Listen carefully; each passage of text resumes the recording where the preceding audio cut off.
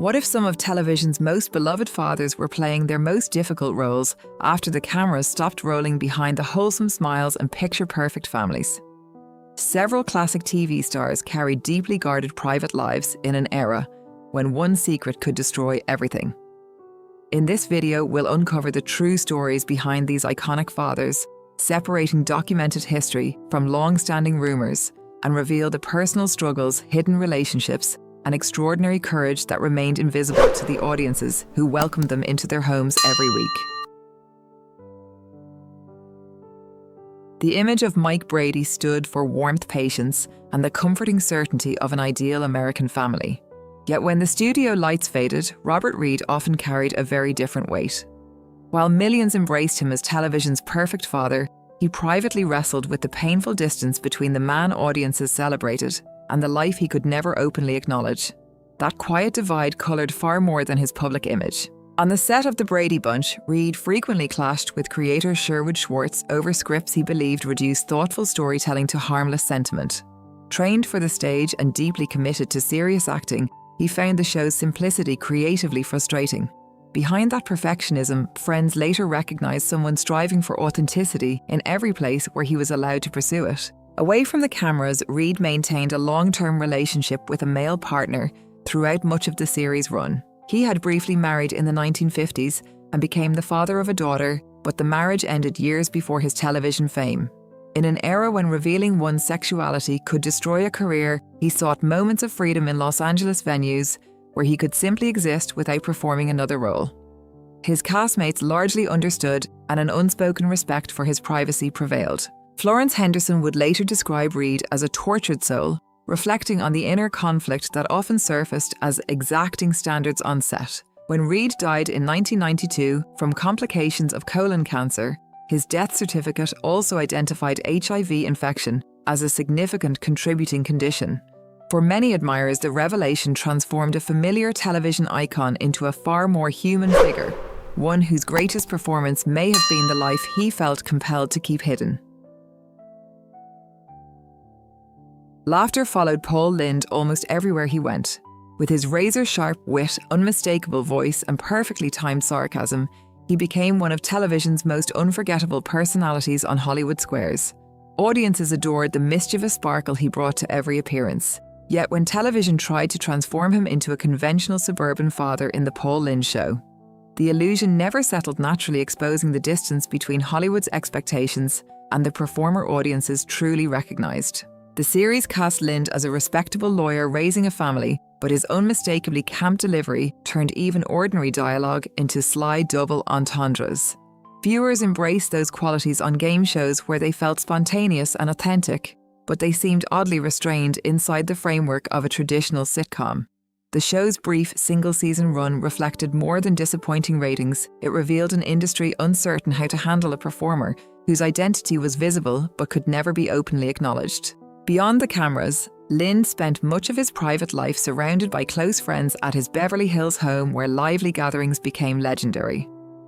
Those who knew him remembered both the dazzling humour and the loneliness that often lingered after the guests had gone. Colleagues later described a man increasingly frustrated by an entertainment business willing to profit from his coded persona while denying him the freedom to live honestly. That tension deepened after a tragic 1965 incident in which a young man, James Bing Davidson, died after falling from the window of Lynde's hotel room.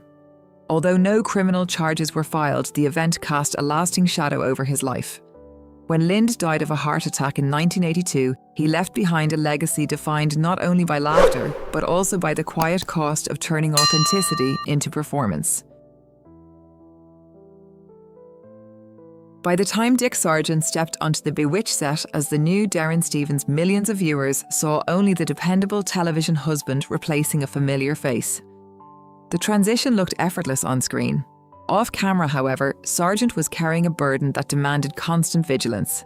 Every public appearance, every invitation, and every casual conversation was measured against the same fear that one unguarded moment could destroy the career he had spent decades building. Advisors urged him to remain invisible whenever the cameras stopped rolling, and he followed that advice faithfully. He declined social events, kept his private relationships out of sight, and carefully protected a life that Hollywood considered too risky to acknowledge.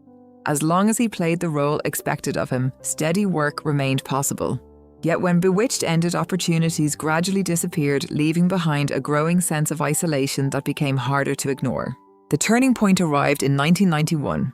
Approaching 61 and watching friends die during the AIDS crisis, Sargent chose honesty over silence and publicly came out during an interview on Entertainment Tonight. While many people within the industry had long suspected the truth, hearing an actor from his generation say it aloud carried remarkable weight. It marked the beginning of a different chapter, one defined less by acting than by advocacy. Supported by his longtime friend and Bewitched co-star Elizabeth Montgomery, Sargent became an active voice at LGBTQ+ fundraisers and public events, determined to give others the courage he had been denied for so many years. When he died from prostate cancer in 1994, many activists remembered him not simply as a television star, but as someone who finally chose authenticity over fear. The courtroom always belonged to Raymond Burr. As Perry Mason and later as Chief Robert Ironside, he projected unwavering authority with a calm voice and commanding presence that inspired trust in millions of viewers. He seemed to have complete control over every situation. That same control extended beyond the television screen, where Burr carefully shaped a personal story that was as convincing as any script he ever performed. For years, he spoke of a wife and young son who had supposedly died in a tragic plane crash, a heartbreaking explanation for why he was always alone. The story drew sympathy and discouraged further questions. Later biographers found no evidence that either family tragedy had ever occurred, concluding that the narrative had been deliberately created to shield the intensely private life Burr felt he could not openly discuss in mid-century Hollywood. Away from public attention, Burr shared more than 3 decades with actor and business partner Robert Benavides. Together they built a successful orchid business, travelled extensively, and created a quiet life that existed almost entirely outside the spotlight. Friends remembered Burr as warm, generous, and deeply loyal, yet remarkably skilled at redirecting interviews whenever conversations drifted toward his personal relationships. Protecting that boundary became as much a part of his life as any role he portrayed. When Burr died in 1993 from complications of kidney cancer, many newspaper obituaries referred to Benavides merely as his business associate. To those who truly knew them, the description overlooked a lifelong partnership that had endured longer than countless Hollywood marriages, revealing how even in death, some stories remained only partially told. To millions of television viewers, Grandpa Walton embodied kindness, resilience, and quiet wisdom. Will Geer brought an unmistakable warmth to the role, making every conversation around the Walton family table feel genuine. It seemed like the perfect final chapter for a beloved character actor. Yet behind that comforting screen presence stood a man whose life had been shaped as much by conviction as by performance, and whose greatest battles unfolded far from the cameras. 2 decades before the Waltons restored him to national fame, Geer found himself caught in Hollywood's blacklist era. Refusing to cooperate with the House Un-American Activities Committee, he watched film opportunities disappear as political suspicion spread through the industry. The punishment was severe, but Geer never abandoned the beliefs that had placed his career in jeopardy. Instead, he searched for new ways to keep both art and principle alive. During those difficult years, Geer founded the Theatricum Botanicum in Topanga Canyon, creating an outdoor theatre where blacklisted performers and emerging artists could continue working despite Hollywood's closed doors. His personal life reflected the same unconventional spirit. Married to actress Herta Ware and the father of 3 children, Geer also maintained a lifelong friendship with gay rights pioneer Harry Hay, with whom he had earlier shared a romantic relationship before his marriage. Their bond remained rooted in mutual respect and activism. When the Waltons cast Geer as Grandpa Walton in his late 60s, it offered not only renewed fame, but long overdue stability. He remained politically engaged until his death in 1978, leaving behind a legacy defined by compassion, artistic integrity, and the quiet courage to remain true to his principles, even when the cost was extraordinary. Few actors could turn immaculate manners and perfect comic timing into an art form quite like Tony Randall. As Felix Unger in The Odd Couple, he transformed fastidiousness into one of television's most beloved characters, making audiences laugh with every anxious glance and carefully chosen word. Off-screen, however, Randall guarded his private life with equal discipline, believing that his work, not speculation, deserved the spotlight. For more than half a century, Randall was married to Florence Gibbs, a partnership that remained remarkably enduring in an industry known for fleeting relationships. After Florence's death in 1992, many assumed the actor would quietly retire from public life. Instead, he surprised both Hollywood and his admirers by marrying Heather Harlan in 1995, despite their nearly 50-year age difference. At 75, Randall embraced fatherhood for the first time, welcoming 2 children during the final years of his life and beginning an unexpected new chapter. Even so, rumours about his sexuality had circulated for decades. His refined manner, passion for opera, and deep ties to the theatre world fueled persistent speculation despite the absence of credible evidence supporting those claims.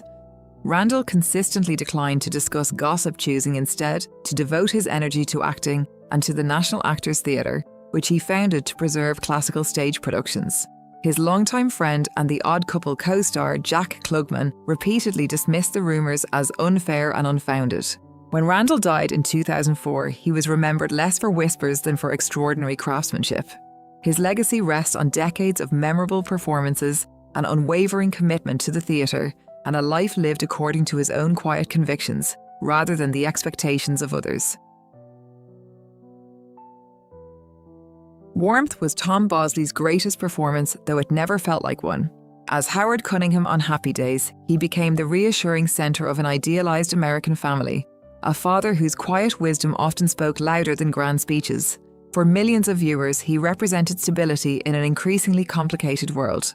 That comforting image remained remarkably consistent because Bosley drew upon a natural sincerity rather than a carefully manufactured persona. Unlike many television stars of his era, Bosley rarely invited public attention into his private life. He was married to his first wife, Jean Elliott, until her death in 1978, and they had 1 daughter together. Years later, he married actress Patricia Carr, and the couple remained together for the rest of his life. Instead of cultivating celebrity, Bosley focused on steady work in television, film, and theatre, allowing his performances to speak more loudly than interviews or headlines. That reserve inevitably encouraged curiosity, because Bosley seldom discussed his personal affairs beyond what he considered necessary. Occasional speculation surfaced over the years. Yet no credible evidence has ever supported claims about his sexuality, and Bosley himself consistently chose not to engage with rumours. Colleagues overwhelmingly remembered him not for mystery or controversy, but for professionalism, kindness, and an unwavering dedication to his craft. Even after Happy Days ended, audiences continued to associate Bosley with the dependable father figure he portrayed so effortlessly. He embraced that connection without allowing it to define every aspect of his career, moving comfortably between stage and screen.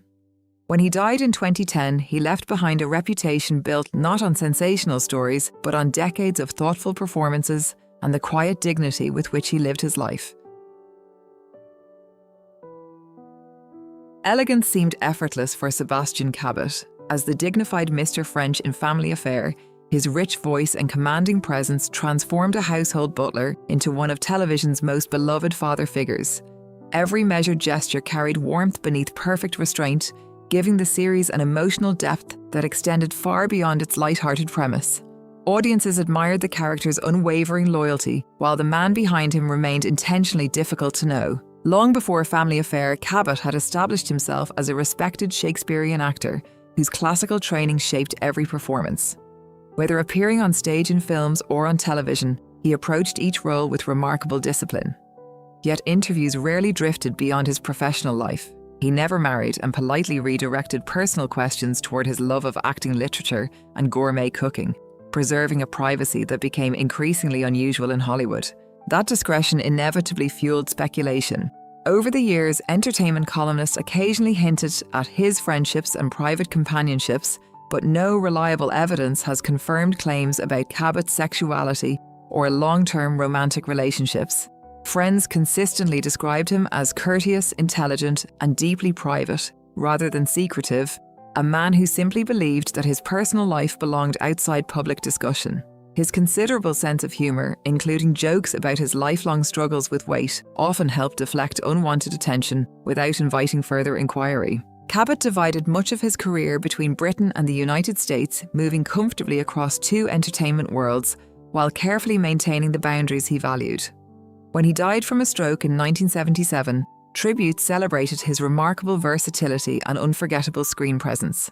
The Private Man remained largely unknown, but the grace and humanity he brought to his performances have endured for generations. Thanks for watching. If you enjoyed this video, don't forget to like, subscribe, and turn on notifications for more fascinating Hollywood stories. See you in the next video.